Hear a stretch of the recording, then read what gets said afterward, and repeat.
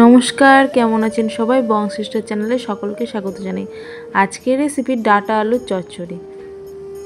প্রথমে ডাটাগুলোকে খোসা ছাড়িয়ে কুচি কুচি করে কেটে গরম জলে নুন দিয়ে হালকা ভাপ দিয়ে নেব। যেহেতু একটু কোড়ার ডাটা তো তাই একটু ভাপ দিয়ে নিলাম। ভাপ দিয়ে জল ঝরিয়ে নেব। এরপর ওই কড়াইতেই বসিয়ে নিলাম। এবার মশলাটা তৈরি করে নেব।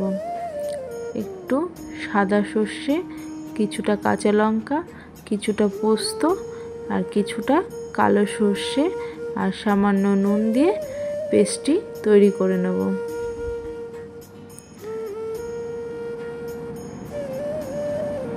পেস্টটি তৈরি হয়ে গেছে।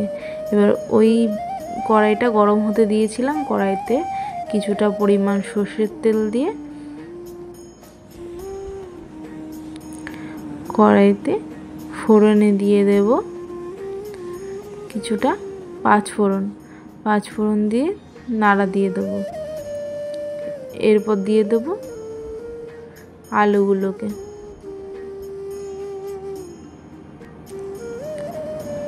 কিছুটা পোস্তও ফোড়নে দিয়েছিলাম। আলুটা ভাজা হয়ে যাওয়ার পর ডাটাগুলোকে দিয়ে দেব।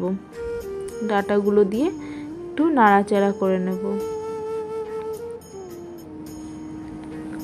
একটু ভাজা ভাজা হয়ে এলে স্বাদ মতো নুন আর অল্প একটু হলুদ দিয়ে নাড়াচাড়া করে নেব।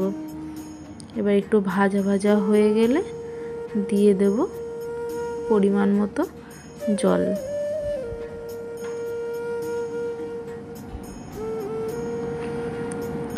আপনারা কে কীভাবে ডাটা আলুর চচ্চড়ি রান্না করেন আমার সঙ্গে শেয়ার করবেন।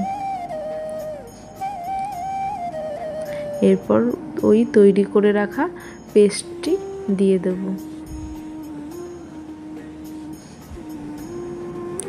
এরপর ফুটে এসেছে, ঝোলটাও টেনে নিয়েছে।